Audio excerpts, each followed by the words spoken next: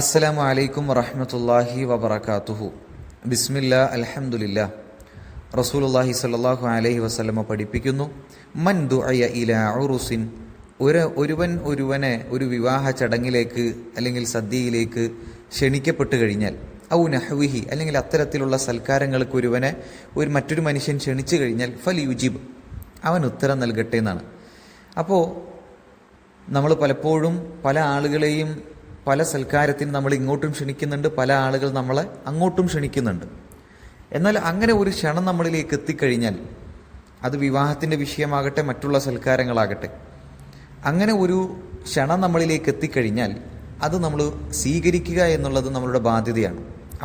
അവിടെ നമ്മൾ അടിവരയിട്ട് മനസ്സിലാക്കേണ്ട മറ്റൊന്ന്, അത് സ്വീകരിക്കൽ നമുക്ക് എപ്പോഴാണ് ബാധ്യതയാകുന്നത്? നമ്മൾ പങ്കെടുക്കുന്ന, നമ്മൾ ക്ഷണിക്കപ്പെട്ട ആ സൽക്കാരത്തിൻ്റെ ഇടങ്ങൾ അത് ഇസ്ലാമിക വിരുദ്ധമായ ഘടകങ്ങൾ അടങ്ങിയിട്ടില്ലാത്ത ക്ഷണമാണെങ്കിൽ അതിനുത്തരം നൽകൽ ഒരു മുഅ്മിൻ എന്ന നിലയിൽ എന്താണ്? നമ്മളുടെ ബാധ്യതയാണ്.